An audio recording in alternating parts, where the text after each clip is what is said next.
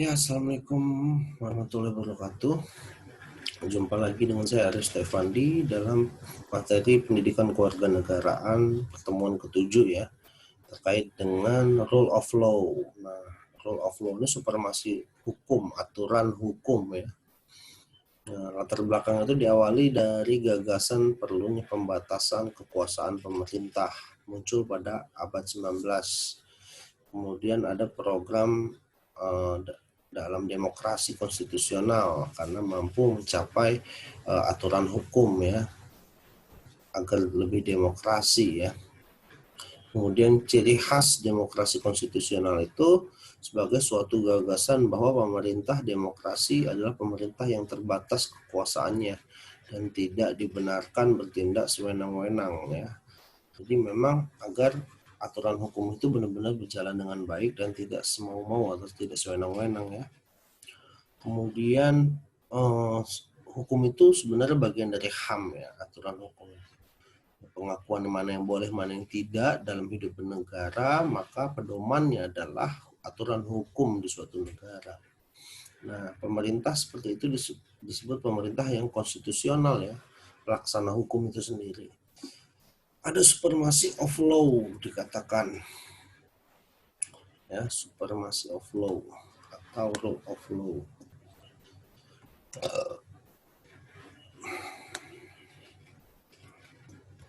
Kemudian syarat dasar pemerintah yang demokratis itu sesuai dengan rule of law adalah perlindungan konstitusional di mana konstitusi itu menjamin HAM dalam menentukan prosedur untuk memperoleh perlindungan atas hak yang dijamin. Kemudian ada badan kehakiman yang bebas dan tidak memihak. Ya, ini badan kehakiman ini bebas tidak memihak itu bentuk dari aturan hukum rule of law ya. Jadi benar-benar hak individu itu benar-benar dipikirkan.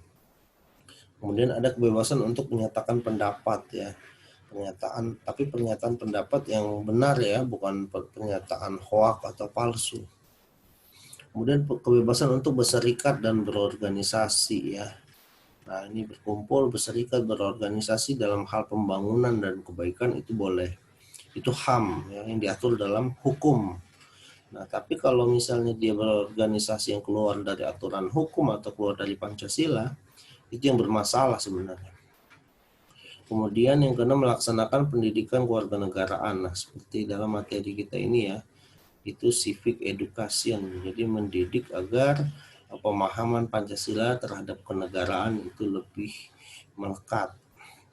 Kemudian memiliki syarat esensial yaitu kondisi minimum dari sistem hukum di mana HAM ada human dignity ya, pengakuan HAM ya, pengakuan kemanusiaan yang harus dihormati.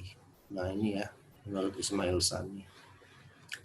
Jadi memang harus ada esensi minimum dari sistem hukum di mana HAM itu diakui dan dihormati. Nah, pengertian rule of law dalam Rechtsstaat ya. Rule of law itu aturan hukum ya, pengertian aturan hukum. Rechtsstaat itu ya, Recht itu hukum, stat itu negara. Jadi negara hukum. Jadi dalam negara hukum Indonesia ini kan berdasarkan pasal 1 ayat 3 Undang-Undang Dasar 45 adalah negara yang berdasarkan dengan hukum. Nah, artinya tidak berdasarkan raja, tidak berdasarkan dengan ketentuan apapun. Nah, semua yang telah disepakati dalam hukum, maka itulah hak asasi yang harus diikuti oleh seluruh masyarakat dalam bangsanya. Jadi memang rule of law itu sebuah pengakuan ya, pengakuan hukum. Hukum atau negara ini mengakui bahwa yang boleh dan tidak boleh ada dalam sana. Nah, seperti Friedman ya, ada pengertian ya, rule of law ya, R of L, formal dan material. Dalam formal, rule of law suatu kekuasaan hukum terhadap organisasi, dan dalam material, rule of law itu menyangkut ukuran tentang hukum yang baik dan juga yang buruk. Ya, dalam formal itu dalam segi formalistik ya, struktur dan material itu isinya itu ya ukuran tentang hukum yang baik dan yang buruk, aturan yang baik dan aturan yang buruk, ukuran yang baik ya. Tapi secara formal itu dia hanya secara umum organisasinya. Kemudian dalam hukum tata negara, konsepsi keduanya sering diartikan sebagai konsep negara hukum yang tempat pengembangannya berbeda. Rechtsstaat di Eropa kontinental seperti Belanda ya, Jerman. Kemudian rule of law itu dia rata-rata dipakai dengan negara Amerika ya, Inggris dan Amerika. Jadi prinsip negara hukum adalah suatu negara yang menerapkan prinsip legalitas ya. Adanya hukum baru dikatakan boleh. Jadi tidak bisa orang dihukum tanpa ada aturannya.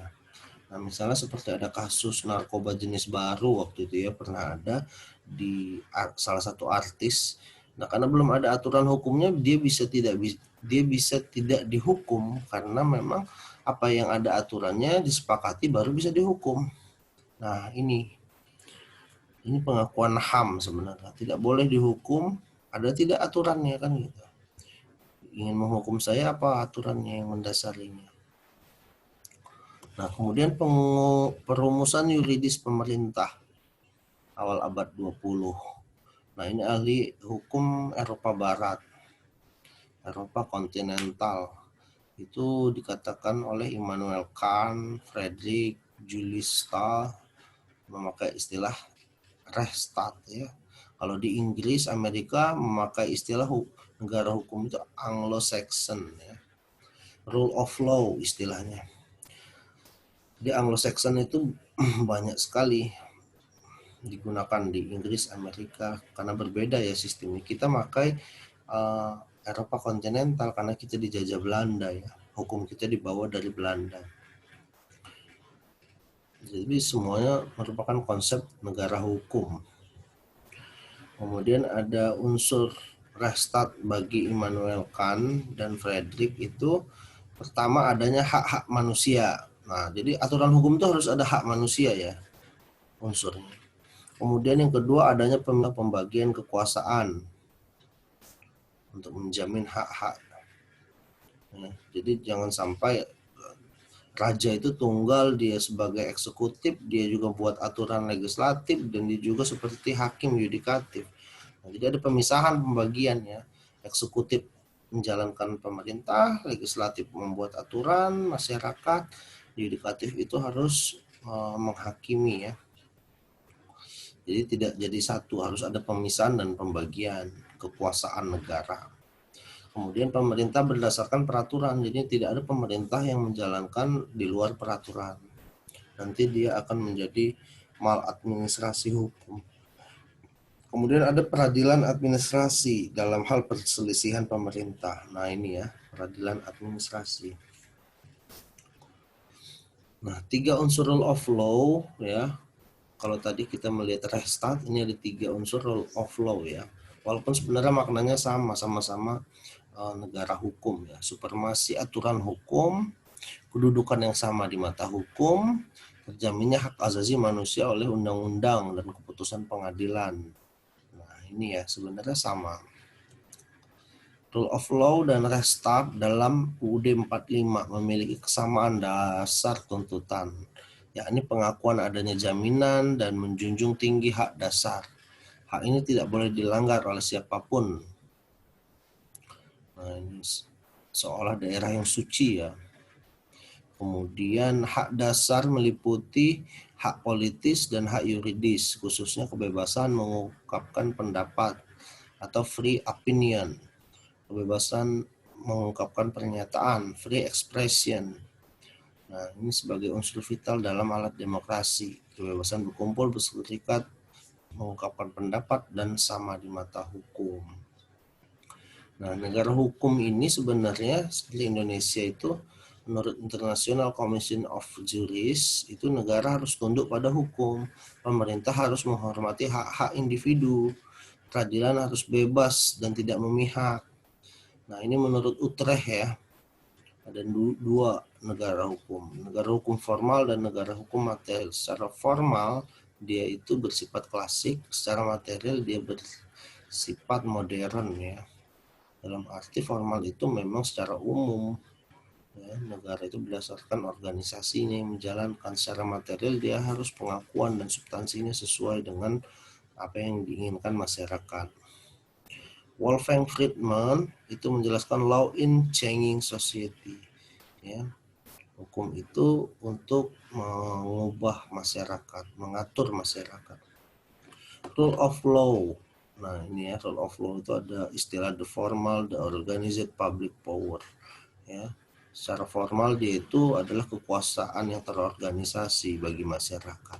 Secara material dia itu adalah the rule of just law. Jadi hukum itu adalah aturan-aturan di dalamnya. Nah, ini prinsip pokok negara hukum ya. Cita-cita negara kita itu supremasi hukum. Hukum itu harus ditegakkan. Semua berdasarkan aturan hukum. Persamaan dalam hukum ya. Normatif dan empirik semua harus sama. Tiap manusia tak boleh beda-beda. Asas legalitas ya, asas legalitas ini artinya tidak boleh dihukum seseorang belum ada aturan yang berlaku ya. Jadi seimbang antara penuntut dan yang dituntut itu sebenarnya harus sama-sama melihat ada tidak aturan hukumnya. Tidak bisa sembarangan menuntut dan tidak sembarangan juga dituntut. Kemudian pembatasan kekuasaan. Nah, pembatasan kekuasaan ini juga tadi yang seperti dijelaskan ya prinsipnya. Tidak boleh eksekutif jadi hakim, yang legislatif jadi eksekutif. Kemudian organ-organ eksekutif itu banyak yang harus independen. Seperti KPK independen ya, banyak komisi-komisi ya, Komnas HAM, KPU. Kemudian peradilan bebas tidak memihak ya, independent and impartial ya, tidak memihak.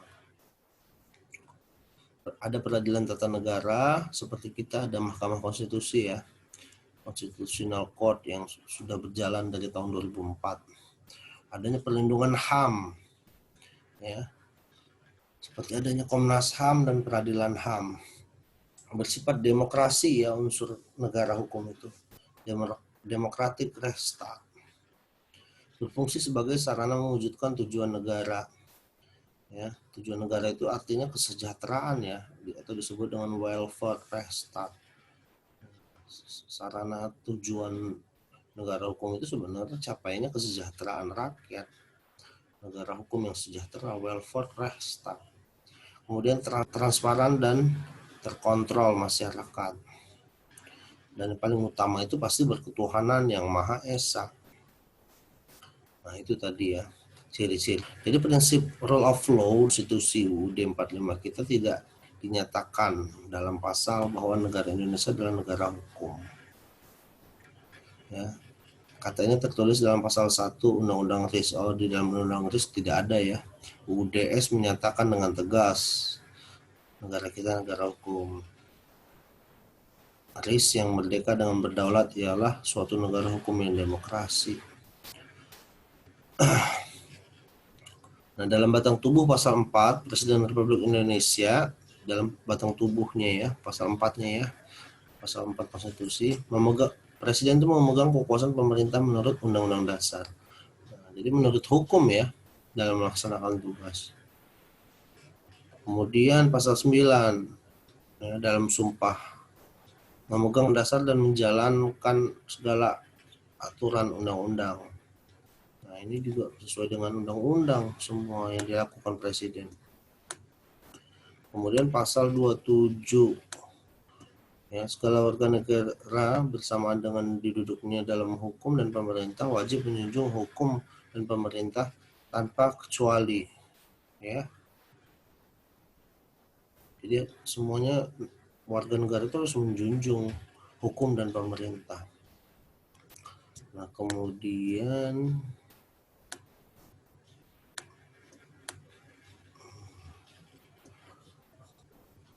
adanya penjaminan equality before the law ya. kesamaan ya kulit itu sebagai hak demokratis yang fundamental, mewajibkan warga negara menjunjung tinggi hukum sebagai persyaratan tegaknya negara hukum. Ya. Kemudian dalam penjelasan UUD 45 itu juga tertulis negara Indonesia berdasarkan atas hukum, tidak berdasarkan atas kekuasaan mastat.